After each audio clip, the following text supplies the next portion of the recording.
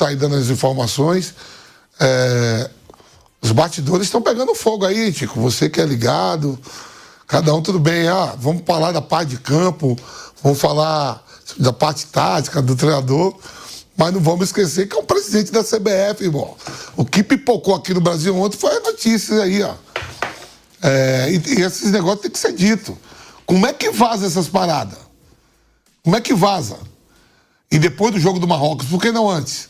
O Léo Dias já sabia antes, porque ele prometeu no programa, eu estava vendo, que se o Brasil não ganhasse, ele ia soltar a parada. E tem uma relação lá de mais gente, viu? Que ele falou. Vamp, foi exatamente isso que eu falei. É que não dá para ignorar o assunto, mas eu, Thiago, por já ter passado coisas que mexeram muito com a minha família, inclusive, eu não gosto muito de falar da vida pessoal. E eu respeito pra caramba, tá? Você, o Flávio, se quiser falar, o Mauro, se quiser falar. Eu não entro muito na opinião, porque, cara, é vida pessoal, é coisa que mexe com família.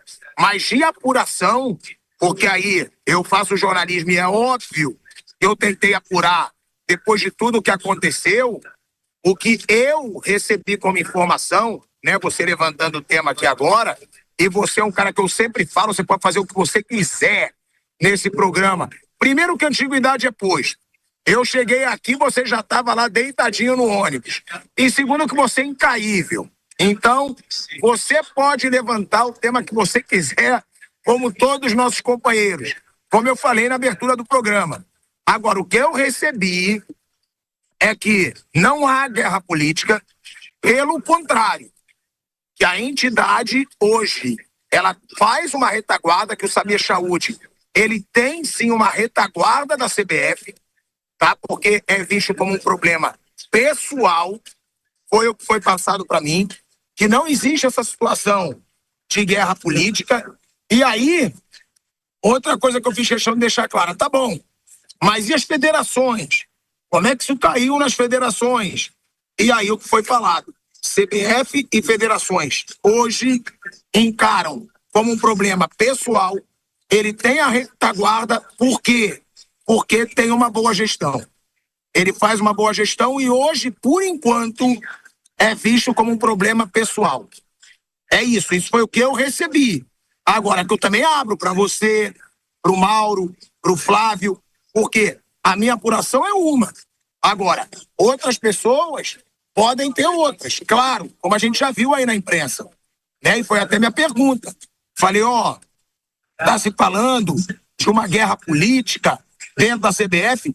E aí, a informação foi, não tem guerra política, pelo contrário, nós estamos na retaguarda. Ele tem hoje o nosso, não é aval, né? Como é que eu posso dizer? Ele tem hoje ali o nosso apoio, né? O nosso apoio, porque se enxerga como um problema pessoal. Agora, Vamp, você que levantou o assunto, quero saber a sua opinião. Essa é a apuração que eu fiz, porque opinião, eu, como pessoa, Thiago Asmar, pilhado, eu não gosto. Nesses assuntos pessoais aí, eu não curto, porque envolve muito família, irmão. Envolve muito família. Mas queria saber de você, que você levantou aí o tema, e também do Flávio e do Mauro, que, claro, foi o assunto que tomou aí o noticiário de seleção brasileira, até o Neymar não entrar no treino, que também foi muito falado aí, a ausência do Neymar no treino da seleção brasileira, Flávio. Não, tá pipocando aqui as coisas, né? Aqui no Brasil, pipocou ontem no programa Léo Dias, né? Que é na Band. E a gente não sabe, né? Essas informações tá saindo toda hora chegando. Negócio de família. Questão aí, boa tarde a todos. Não é a questão pessoal. Isso também não me interessa. Vida pessoal. Não me envolvo. A questão é a seguinte. Na linha do que o Vampeta acabou de dizer, quem vaza isso? De onde vaza isso? Como pode alguém ter tantos detalhes, valor, centavos e tudo? Alguém, centavos, né? Alguém vazou isso. Os hotéis forneceriam tais informações? Companhias aéreas? Creio que não. Quem pode vazar isso? Então, a gente tem que... Amigos. Pois é. Amigos bem informados. Como é que eles conseguem essas informações? O que eu quero dizer é o seguinte, a CBF, se a seleção brasileira, aí que eu quero chegar, vida pessoal pouco me interessa, mas quando o assunto esbarra no campo, aí nos interessa. Por que a seleção brasileira é mal treinada e tudo mais? Uma das razões. Trocou de técnico 4 vezes. Esse treinador chegou um ano e pouco antes da Copa. Eu acho até que tinha que estar melhor. Já falei isso aqui, mas é inegável que ele não teve o tempo ideal. É inegável que a troca do poder... Vamos lembrar, Edinaldo tirado na justiça, aí Edinaldo volta via justiça, depois é retirado novamente, e aí surge o Saúde, que ninguém sabia quem era, e vira o presidente da CBF. Né? Quando o presidente da CBF é colocado numa situação de exposição como essa, é óbvio que isso é ruim para ele. É óbvio que isso pode abalar a sua gestão. E até a sua permanência, eventualmente. Então, a gente pode ter uma outra troca lá na frente, a partir de uma situação como essa? Não sabemos. E aí vai ficar trocando, troca o presidente, troca o técnico, e aí a seleção brasileira não anda. Porque o futebol brasileiro não tem um norte. Quando entra um presidente, começa a fazer algumas mudanças. Podemos concordar ou discordar do que é proposto. De repente, se você coloca em risco, porque quando tem esse tipo de coisa, a gente não sabe onde vai parar.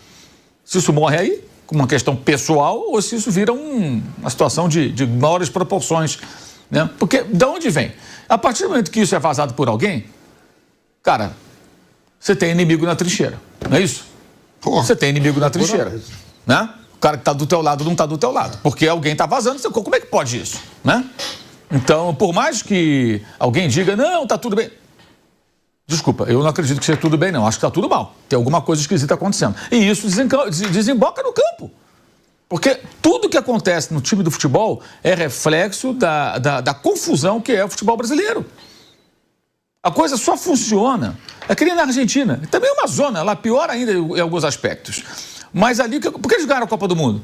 O Messi, um jogador que é um genial jogador, se juntou com o técnico, que foi um bom técnico, se blindaram ali, se fecharam com os jogadores, ó, nós aqui, esquece essa turma, deram um cartão amarelo para os cartolas, não queremos ninguém, vermelho, queremos ninguém aqui conosco, negócio de cartola aqui enchendo o saco, viajando no nosso avião, na nossa concentração, eles se isolaram e montaram um time entre eles ali. Então tem que ser uma coisa assim, o que é difícil acontecer de uma hora para outra. Na Argentina foi acontecendo com o passar do tempo, depois de derrotas, depois de momentos difíceis, trocas de treinador constantes. E é o que acontece no Brasil hoje. Em 2002 também foi meio assim, meio que família escolar, o Vampeta estava lá, não foi? O Felipão juntou ali o pessoal, vamos se juntar aqui, vamos lá, vamos que vamos, deu. É igualzinho Brasil e Argentina, porque estrutura, organização, planejamento, isso você tem na Alemanha. Ganha a Copa de 14, em 6... Como anfitriões, os alemães se assumiram como coadjuvantes. Estamos reformulando nossa seleção para o futuro. Em 10, eles foram eliminados pela campeã do mundo Espanha na semifinal. Gol do Puyol, um jogo duríssimo. Poderia ter ido à final. Poderiam ter sido campeões. Fizeram 4-0 na Argentina, né? No jogo que eliminou a Argentina.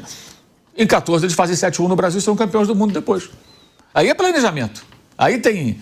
O Marrocos tem um planejamento, gente. Não é casual eles terem um time que tem hoje tão competitivo.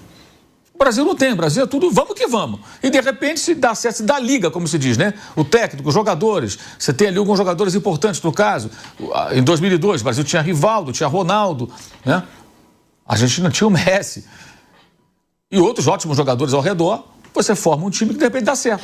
Agora, o sonhado planejamento do futebol brasileiro, partindo da CBF, com estrutura, com um trabalho estruturado, uma comissão técnica bem escolhida, até a própria iniciativa de renovar com o Ancelotti por mais 4 anos. Quando o presidente da CBF é colocado numa exposição como essa, a gente não sabe o que vem por aí, gente.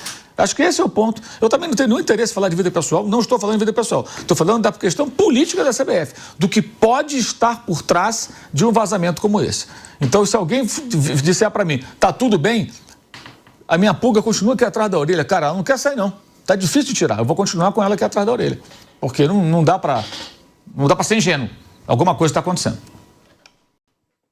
Flávio Prado. Bom, boa tarde a todos. Da mesma forma, claro que isso foi vazamento de amigos, né? Tem esquema, tem alguma coisa muito grande por trás, tem interesse por trás. Sinceramente, para mim, não tem a menor importância se ele tem 1, 10, 20 amantes, mas valeu por uma informação que eu realmente não tinha, que me chocou. Aonde vai o dinheiro da CBF? Tem presidentes da Série A, B, C, todos os presidentes de federações, todas as custas da CBF. Isso é gravíssimo, isso é seríssimo. Porque no caso das moças lá, ele pode pagar, né? Eventualmente tirar o dinheiro e pagar. Mas esse pessoal todo aí, isso é compra de votos, ele levou todos os caras que votam, as custas da CBF, claro, é uma entidade particular, até certo ponto porque explora as marcas do Brasil e tal, mas ele leva todo esse bando aí que não faz nada pelo futebol. Né? Como levaram um bando de caras com processos criminais, tal, torcida uniformizada, para se juntar àquela torcida, que era aquela torcida frufru lá, verde e amarelo e tal. E também tem muita gente mamando nas tetas desse Mundial aí da CBF. Então isso é realmente muito complicado. Agora, o resto, mas sem dúvida tem trairagem. Lógico que tem, pô. Lógico que tem. Óbvio, trairagem. Isso aí é... Não sai isso. Não, isso é muito... Como é que o cara vai saber disso? O Mauro foi muito feliz com isso. O hotel não libera isso. A empresa aérea também não. E o cara tinha tudo, né? Detalhes e tal. Centavo, né? Eu diria mais, ele deve ter sido procurado para ter essa informação. Ligava e falava, tem um negócio bom aqui para você e tal. E ele faz esse tipo de jornalismo, cada um faz do jeito que quiser, problema de cada um, nada contra. Eu não faço, mas cada um faz do seu jeito. E ele topou fazer a coisa e rolou. Mas realmente isso pode implicar em problema lá na frente, sem dúvida. Pode chegar, aquilo que foi dito, né? Se cai o técnico da seleção, se cai o presidente, muda a história do técnico e tal. E eu vou dizer mais, se a seleção for mal na Copa, isso vai ganhar uma amplitude ainda maior. Se ganhar a Copa, ainda está meio que fica só o caso familiar e tal. Mas se perder a Copa, aí realmente a coisa vai ficar pior. A informação, tá, que eu recebo no momento é de que, por enquanto, há uma retaguarda da CBF. Por que eu digo por enquanto? Se não vazarem mais coisas, né? Eu não sei aonde isso pode parar. Por enquanto, é enxergado como um problema pessoal. Por enquanto, se diz que não há guerra política e que o Samir Chaud vai continuar da mesma forma, inclusive, né, uma defesa da gestão. Eles falam muito do calendário, do fair play financeiro, da profissionalização da arbitragem. É a versão do que eu apurei, claro, com fontes da CBF. Óbvio, é essa. Agora, o Mauro trazendo aí a opinião dele, o que ele pensa, o Flávio também, o Vamp também.